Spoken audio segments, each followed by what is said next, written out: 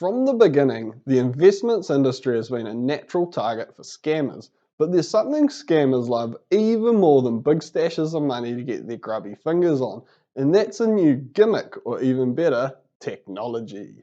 Dogecoin is blowing up. It's at 33 cents right now on April 20th, aka 420. I have a feeling Elon Musk is going to put out a tweet. I've made a severe and continuous lapse in my judgment. 10,000%. That's how much the average price of a pudgy penguin has gone up in a week, with the floor price now at 1.35 Ethereum. Holy f***ing shit. I'm a day trader. Here to teach you about Bitcoin. It's all about blockchain. Blockchain.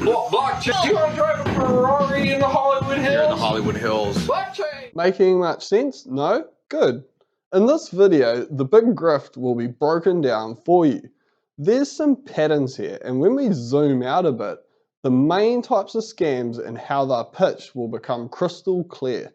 Now, I want to make a point that we're not just picking on crypto here. All of trading and investing has a similar veil of dodginess to a lot of people.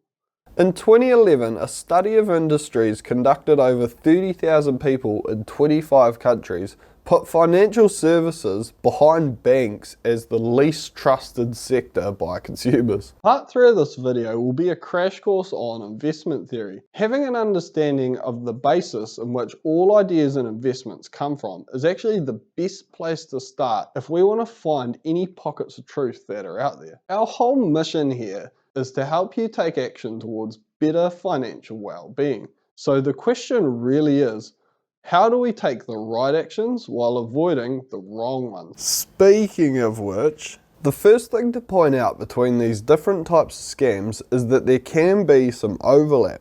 There are plenty of fake gurus running MLM type schemes, and of course, crypto is commonly used in both. But knowing the heart of each grift is extremely useful and should be enough to keep you out of grief. Now, a fake guru investor trader can opt to run a somewhat more simplistic grift than an MLM type scheme simply by offering to take your money and invest it for you, promising some kind of guaranteed crazy high return, and of course never delivering on any promises and just taking your money. How important it is to set realistic goals. Do I think that you should actually set a goal of 2% a day? Probably not. A 1 to 1.5% goal, I think, is much more realistic. This brings us to the first pillar of fake gurudom, in that the guru is not actually any good at what it is they say they do. To anyone that's tried trading or investing themselves, this is kind of obvious for the simple reason that if these people were really able to earn the kinds of crazy returns that they talk about, then why would they even need our money? Remember, they're talking daily percentage returns, and this means daily compounding. So what does 1% daily return look like in annualized terms?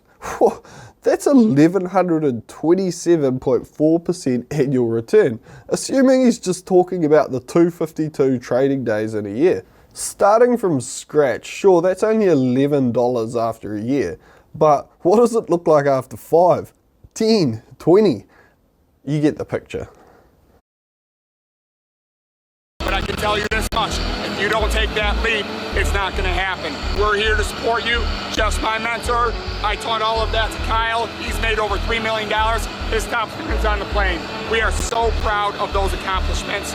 I want to see you on this jet with us next time. It's awesome, and you can totally do it. You love Join Jetsu. us right now. You love Jetsu. Admit it. You just don't know it.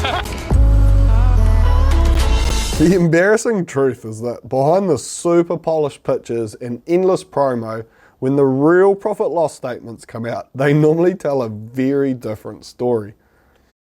This brings us to the second main part of the con. The lifestyle projected in their marketing is in fact the main thing that these people are selling. Status, but also the apparent freedom and independence of the laptop lifestyle. These are things that hit really strong on people's emotional trigger points, and marketers know this.